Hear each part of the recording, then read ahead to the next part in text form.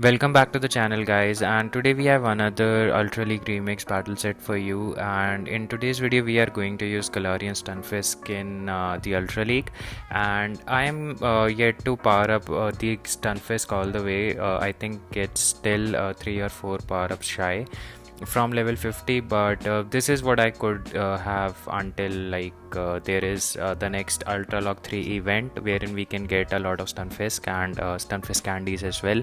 So yeah, that is what I was able to this is probably the only XL that I was able to make for this remix, and yeah, so I'm pretty excited to use. And before we start with the battles, if you are new to the channel and if you like our content, don't forget to hit the like and subscribe button.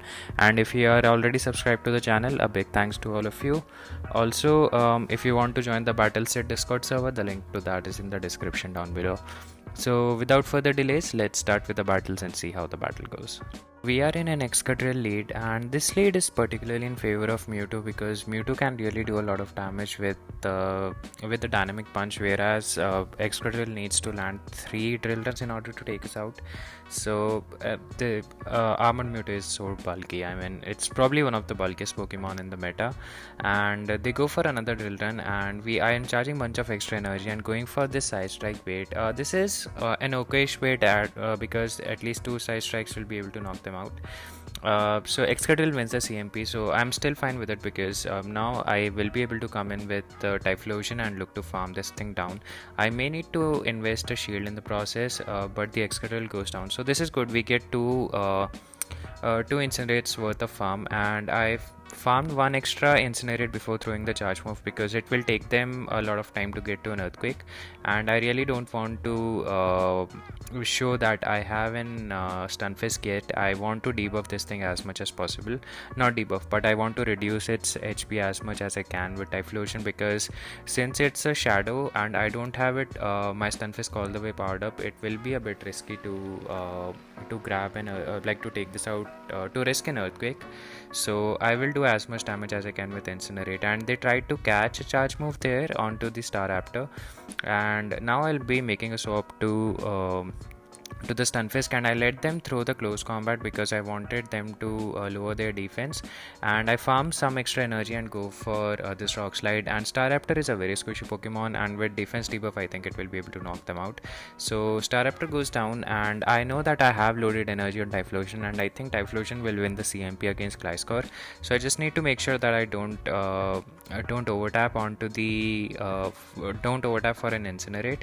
So they go for a Night Slash, and Stunfisk survives. Stunfisk is so OP in this meta. I mean, even though this is underpowered, you can see that it still is able to take out a Gliscor from that range. So yeah, good game. Moving on to the next one, picking up a decent lead, I would say, in the form of Scrafty. And if you followed my last video, I think you know that how I like to play this matchup. So what you want to do here is you want to go for dynamic punch first, and you let go of the foul play, and the opponent really needs to land 2 foul plays in order to take you out. At any point of time, if they go greedy and want to go for a power up punch bait, then it makes a positive matchup for Mewtwo. So I'll let go of this charge move, and it ends up being a power up punch. So that's why I said that if the opponent gets too greedy, this is a favorable matchup for for Mewtwo. But in turn I got greedy as well, and I overfarmed here, and now I go for this dynamic punch as well. I think that was I think I misplayed that quite as much as I could have. So in comes this Jellicent, and Jellicent will be able to farm us down now, and fortunately we are able to get to a side strike, and side strike does some decent chip damage along with the added confusion damage. So now I come in with Galarian Stunfisk so that it can absorb all the damage coming in from this Jelly Boy, and they go for a Shadow Ball. And at this point of time I'm thinking that the only possible thing that could save me in the back if it's an Alolan, Ninetales or a Abomasnow, and they are going for back-to-back Shadow Balls, and I go for this bait in hoping that I'll be able to grab the shield. So let's see, the opponent does not shield this, which is quite a bummer, and now we go for Rock Slide of another Rock Slide. So the opponent let go of their Jellyfish, and now they do have Alolan Ninetales in the back. So this is probably the best Pokemon that I could have observed in the back, because Otherwise it would have been really ended up really bad for me. So they go for I think they went for a side shock, and I didn't charge anything because there was no way that that they were not shielding. So at this point I just need to be at two blast burns in order to take the Ninetales out. So let's see what happens, and we go for this blast burn, and this will definitely grab the last shield, hence probably no charge. And they go for a charge move. If it's a side shock, it will bring us very close to a KO. They go for a side shock, and I make a swap to Stunfisk, and they are able to get to another fast charge move. And I think I messed this up badly. I think yes, I'll mess this up because Podosno will be able to take us out. So the bait on the opponent side was on point in that game, and that probably costed me the match. And I think a bit of overconfidence towards the last. So yeah, but yeah, it is what it is. And I don't know what the opponent was trying to think, bringing in Muk in front of the Mewtwo.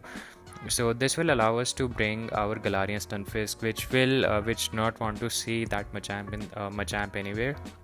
And we do have loaded energy onto the Mewtwo, so that will come in handy towards the end. So here I'm going for a bait because I don't want a lot of energy left on the Galarian Stunfisk before Machamp comes in, because Machamp will be able to farm this thing down. And they go for a Dark Pulse, which is quite good for me, and they make a swap in order to avoid getting farmed down, which is even better for me, because now this will allow us to bring our Mewtwo to the front, and Mewtwo will be able to pressure the last shield or take this Machamp out. So they double shield the Machamp, which was quite surprising to me, and they might be looking to go for a payback, but definitely they haven't charged up to it. So or they charged up to it. So this ends up being like terrible for us, to be honest. So at this point, now I know that they are running payback. So this one of the it's going to be a cross chop. So getting a bit of lag, and that allowed us to I don't know what happened there, but Typhlosion has a lot of energy, and probably it's going to be a Typhlosion sweep towards the end, unless they have something like terribly strong against Typhlosion. So let's see what do they come back. What was the Pokemon in the back? So they come in with Tangrowth, which gets basically one-shotted, and and here I do a subtle flex that I knock out the Tangrowth with a Solar Beam, which is resisted, but yeah, it was so low that a Solar Beam would have knocked them out. So yeah, good game. Moving on to the next one, picking up a decent lead in the form of this Gliscor, and I would prefer to see Gliscor in the lead rather than in the back, because and I don't want to see a boost on this Gliscor. So they go for Night Slash, and at this point my objective is not to shield the Mewtwo unless they get a boost.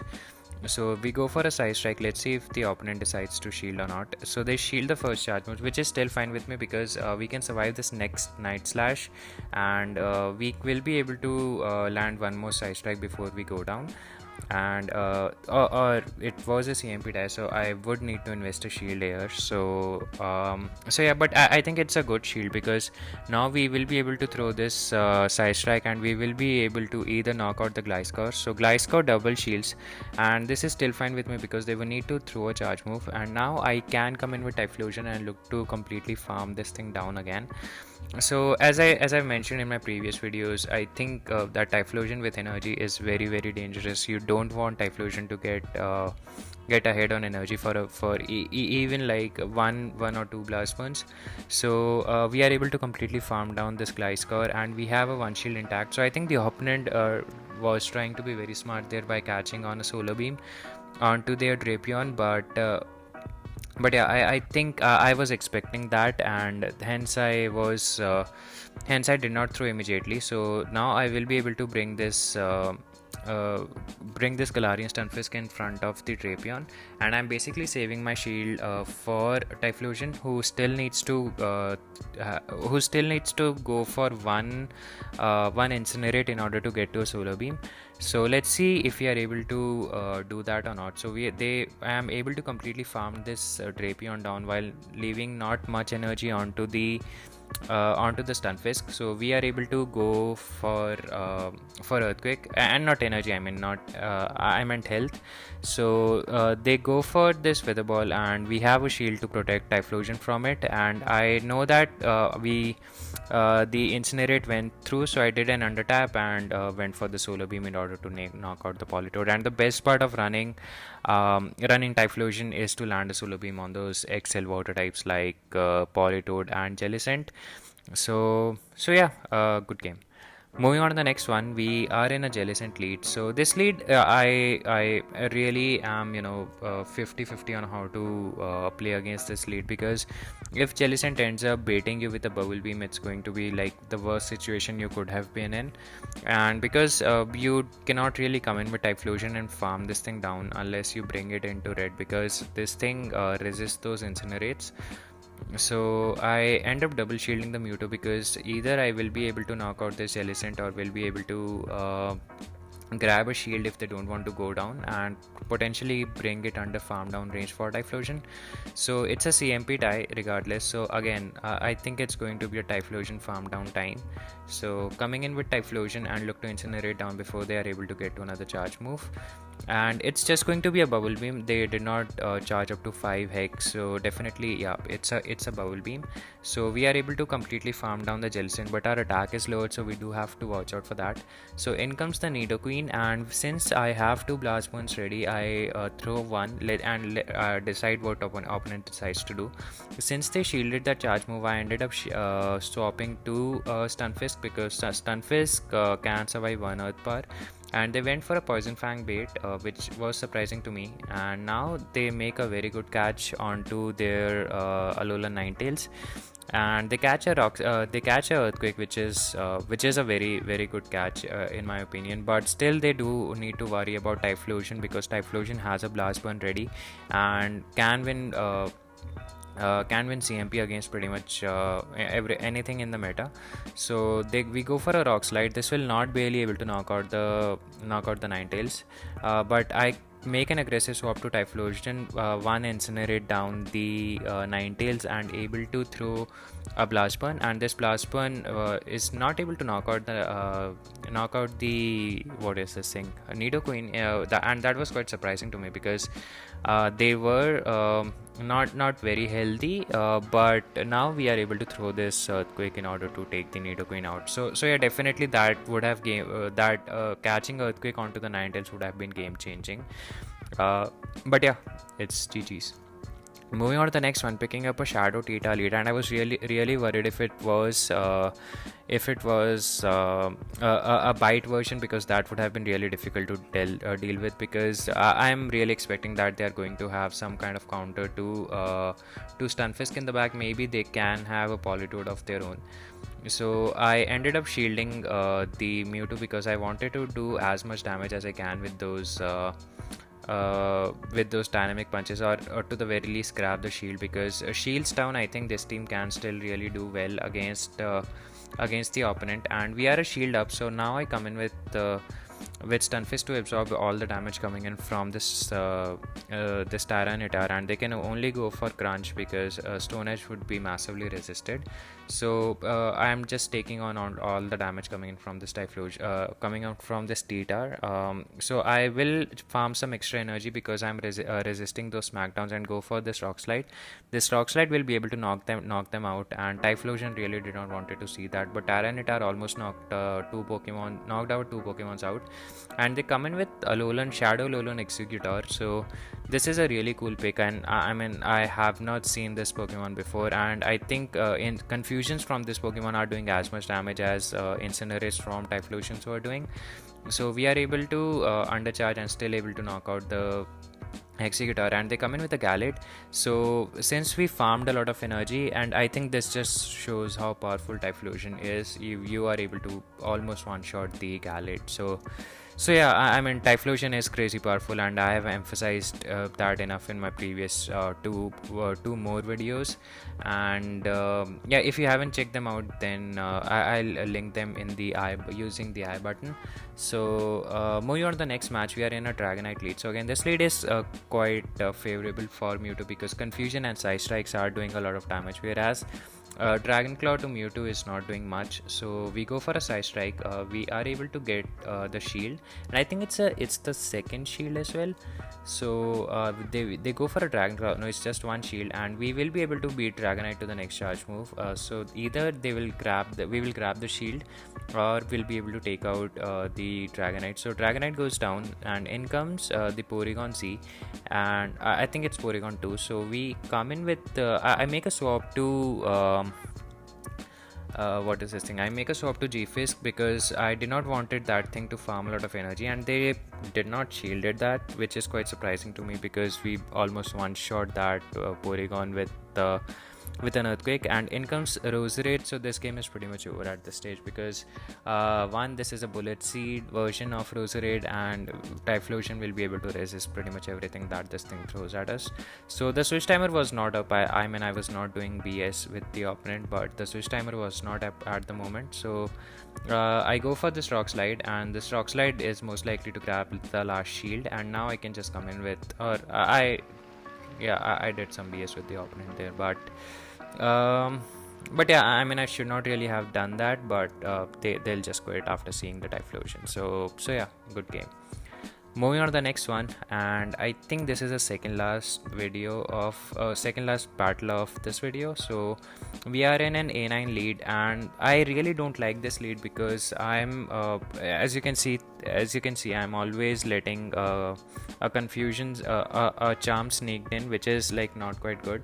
So I was trying to draw out their fire type counter, or basically I was trying to draw out their Politoed by bringing in Typhlosion, and looks like they're not running Politoed, which is quite good for the Galarian Stunfisk in the back.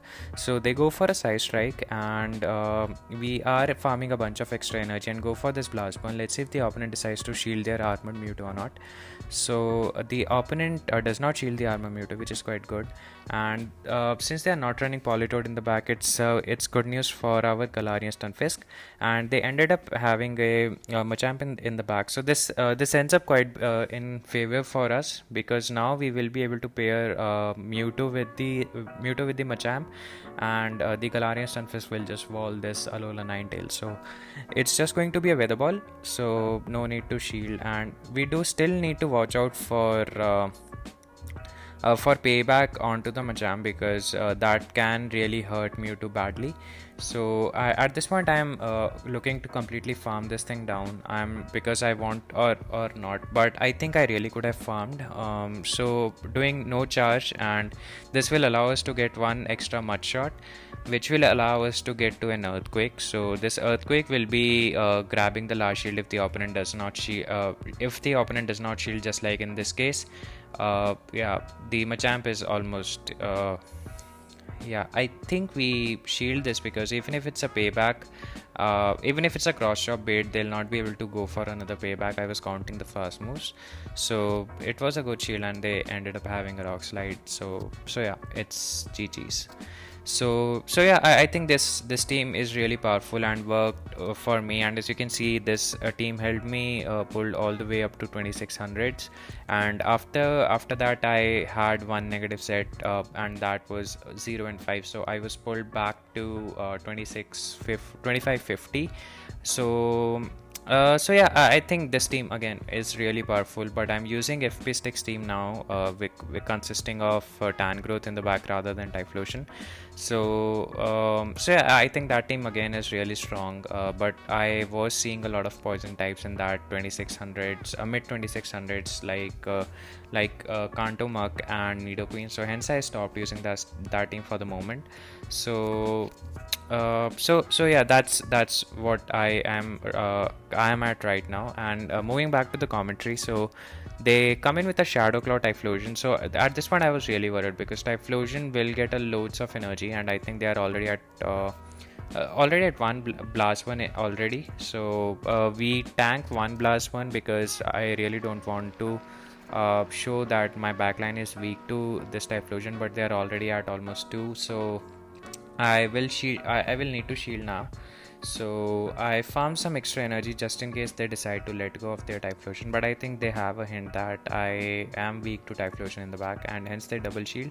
So I tried to catch, or I did not try to catch, and go for this Blast One instead, which I think if this KOs, it's going to be GG's. So that KOs, and they have a defense Deoxys in the back, which is probably the best Pokemon I could have seen. And if they are running Rock Slide, Thunderbolt, it's going to be even better. And since they are out of shields, out of Pokemon, so they cannot Sack Swap, so I can blindly go straight Earthquake.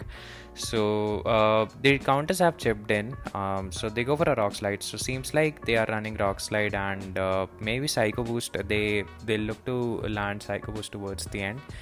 But I think the game is pretty much wrapped up. Even though the Stunfisk is underpowered, it will be able to survive those counters and eventually those Rock Slides.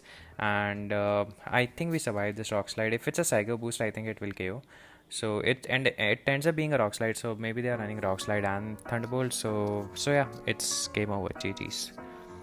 Moving on to the next one, picking up a positive lead in the form of the Muk, and the opponent is staying in surprisingly. Maybe they want to throw a Dark Pulse Sandbait, and I think we should not go down with one Dark Pulse. Yeah, Mewtwo is so tanky.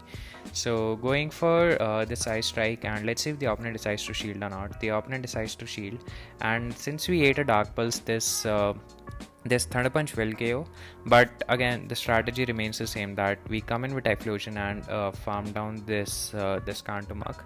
We might need to take Thunder Punch to the face because Incinerate takes so damn long to register. So since it was a Shadow, I ended up shielding this.